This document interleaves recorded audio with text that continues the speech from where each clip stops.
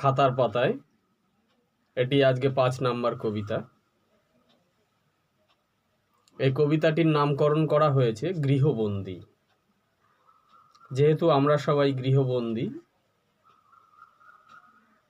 Corona ভাইরাসের প্রভাবে,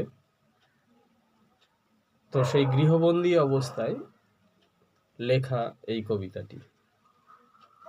শুরু করছি কবিতা গৃহবন্দী। থমকে যাওয়া পৃথিবীতে চমকে গেছে সভ্যতা, সবাই শুনে আঁতকে ওঠে করোনার রূপকথা।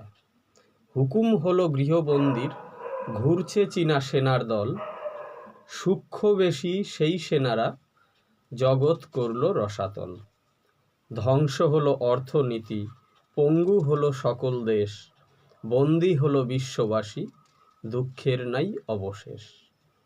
বন্দী হলো মঠ মন্দির, বন্দী খোদা ভগবান, দেশকে আগে রক্ষা করো হিন্দু কিংবা মুসলমান। নমস্কার।